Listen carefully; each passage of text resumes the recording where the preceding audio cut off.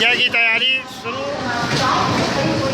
और train Kushinagar express आ चुकी है प्लेटफार्म नंबर 4 कल्याण स्टेशन पर। और इसी के साथ एक नए सफ़र के साथ नई शुरुआत, भगवान के दर्शन, यही सब देख रहे हैं आप। नमस्कार साथियों, आपका हृदय से स्वागत है। आज हम आपको इस वीडियो में अपनी एक छोटी सी यात्रा जो अयोध्या तक है, वृंदावन तक है और हो सकता है चित्रकूट और अन्नपूर्णा देवी के दर्शन के लिए आज प्रस्थान करने जा रहे हैं। तो वैसे तो रात में ही इस ट्रेन से मेरा जाना हुआ। अभी मुंबई कल्याण से कानपुर तक का यह सफ़र थर्ड एसी से रिजर्वेशन हुआ है। तो आज आपको बताएंगे थर्ड एसी कैसा होता है। कुशीनगर एक्सप्रेस है, 6-7 तारीख की मेरी टिकट है। रात में 1:20 पर छूटने वाली थी, लेकिन 1:20 के बजाय है 3:20 पर आई। इतना लेट हो चुकी है और आज भी बीच बीच में रास्ते में ये रुक रही है। ये तो अच्छा है कि स्लीपर का टिकट नहीं लिया, नहीं तो हालत ख़राब हो जाती। जैसा कि मैंने बताया कि थर्ड एसी कैसा होता है, तो ऐसा होता है। मुझे अपर सीट रिजर्व हुई और चूँकि जाना ज़रूरी था इसलिए, और योग था मेरे जाने का 6 जून।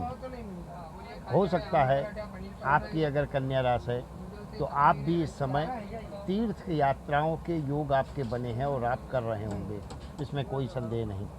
तो निश्चित मानकर चलें कि चूँकि थर्ड एसी कैसा होता है, ऐसा होता है। ऐसा आप देख लो, झुककर ऐसे बैठना पड़ेगा अगर आपको अपर की सीट मिली है, और या तो फिर दूसरा चारा रह जाता है आपके सामने कि ऐसे करके आप लेटे रहें।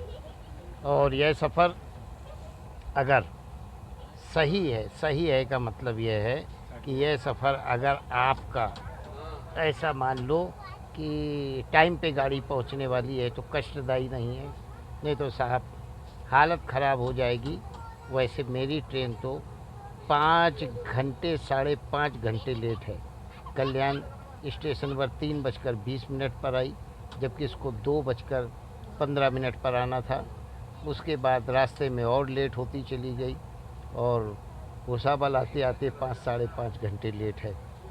कानपुर मुझे उतरना है, तो वहाँ तो मेरे ख्याल में और ज़्यादा लेट हो जाएगी। पहुँचते पहुँचते शायद सूरज निकल आएगा, सवेरा हो जाएगा, जबकि पहुँचने का टाइम रात्रि 12:05 का है, इसका 12:15 का है शायद, लेकिन सुबह 6 बज जाएंगे पहुँचते पहुँचते। और वैसे भी थर्ड एसी में अगर आप सफ़र कर रहे हैं तो होता सेम स्लीपर जैसा है, बस एसी लगा होता है। हाँ, ये बात सही है कि कुशीनगर एक्सप्रेस की जो कूलिंग है वो ज़बरदस्त है। रात में ये देखो आप, कंबल है, कंबल ओढ़ करके सोना पड़ेगा, इतनी ठंडक महसूस होगी। और साथ ही साथ सबसे बड़ी चीज़ है कि खाने पीने की सुविधाएं बहुत है। लेकिन मैंने एक बात यहाँ पर देखी कि जो लोग यात्रा कर रहे हैं, वैसे साउथ की ट्रेनों में जैसे सफाई रहती है उस तरीके की सफाई यहाँ नहीं देखने को मिली। कहीं जिसका मन आ रहा है वो केले डाल के छिलके डाल रहा है, जहाँ जिसका मन आ रहा है वो अपना कागज़। तो ये थोड़ा सा कमियां ज़रूर हैं, उनको मैं दिखाना भी नहीं चाहता, महसूस केवल मैंने किया है। और वो भी उसका कारण ये है कि जो यहाँ पर डस्टबिन रखे गए हैं वॉशरूम के पास, वो बहुत छोटे हैं। अब इतने ढेर सारे पैसेंजर के बीच में एक छोटा सा डब्बा आप सूखे कूड़ेदान का रख भी देंगे तो उससे क्या होने वाला है। तो सुविधाओं के नाम पर ज़रूर यहाँ पैसेंजर के लिए कुछ कमी सी महसूस होती है।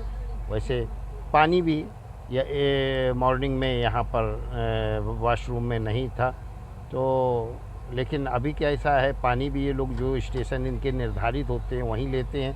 पैसेंजर जो है पानी का इस्तेमाल तो करेंगे ही करेंगे, लेकिन ये पानी अब कहाँ इनका स्टेशन वाइज जो है लेने का इनके लिए अलॉट है, ये यही बता सकते हैं।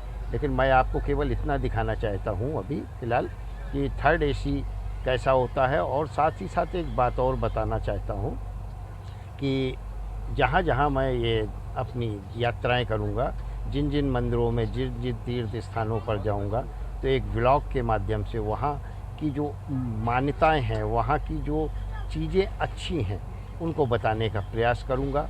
और कोशिश करूंगा कि आपको अच्छी बातें बताएं उन तीर्थ स्थानों से जुड़ी हुई, और उसका महत्व क्या है, वहाँ क्यों जाना चाहिए। जैसे मैं कोशिश तो कर रहा हूँ, अयोध्या तक का तो ये फाइनल है। उसके बाद माता अन्नपूर्णा का दरबार है नेपाल बॉर्डर के पास, टनकपुर के पास जो है, तो शारदा नदी के किनारे, वहाँ भी जाने का प्रोग्राम है। वृंदावन तो खैर राधा कृष्ण की नगरी है, वहाँ का भी प्रोग्राम है। चित्रकूट, जहाँ भगवान राम ने 14 वर्ष वनवास काटा, 14 वर्ष तो नहीं, हाँ 12 वर्ष वहाँ पर रहे। उसके बाद 2 साल तो राम का रावण से युद्ध हुआ था। तो कहने का मतलब जो है, वनवास तो उनका 14 वर्ष का था, लेकिन 12 साल वो चित्रकूट में रहे। तो चित्रकूट का एक बहुत बड़ा महत्व है। उस भी पावन भूमि के भी दर्शन करेंगे, और आपको हर जगह के बारे में, हर महत्व क्या है, इस बारे में भी बताएंगे। अब आपको दिखा देते हैं कि डब्बा यह कैसा है। वैसे मैंने, आप मेरी स्थिति को देख करके मैं तो ये सलाह दूंगा, कभी भी अपर सीट मत लेना। अपर सीट शायद मुझे पहली बार मिली है, इसलिए मुझे थोड़ी सी असुविधा महसूस हो रही है। वैसे सफ़र तो सफ़र है, सफ़र का मतलब ही क्या होता है, थोड़ी सी तो पीड़ा रहती है, थोड़ा सा तो कष्ट रहता है। और वैसे भी खाने पीने की बहुत अच्छी व्यवस्था है सभी के लिए। थोड़ी थोड़ी देर में जो है पेंट्री कार से लोग आते रहते, पूछते रहते, चाय चाहिए, कॉफ़ी चाहिए, क्या चाहिए। मैं तो बाहर का कुछ खाता नहीं हूँ, तो अपने साथ जो घर में बन गया बस उसको लेकर के आया हुआ हूँ। हाँ, चाय ज़रूर पी लेता हूँ। तो आपके लिए सुविधाएं बहुत हैं ट्रेन में। बाकी जो है सफ़र, थोड़ा सा ये ट्रेन मुझे लगता है बहुत लेट हो जाएगी, क्योंकि स्टॉपेज इसके 30 है, शायद 28-30 है कानपुर तक पहुँचते पहुँचते। तो बोरियत थोड़ी इस ट्रेन में महसूस हो सकती है। लेकिन चूँकि जो गर्मी का वातावरण इस समय बहुत है, तो आपको अगर इस ट्रेन से यात्रा करेंगे, कितनी भी घंटे लेट हो जाए, आपको ठंडक महसूस होगी अगर आप थर्ड एसी में भी और यात्रा करेंगे। और इसमें बाकी खाने पीने का, किसी भी चीज़ का, और बहुत अच्छे लोग हैं साथ में, जो हमारे सहयात्री हैं वो भी बहुत अच्छे हैं, सभी का स्वभाव बहुत अच्छा है, मिलजुल कर।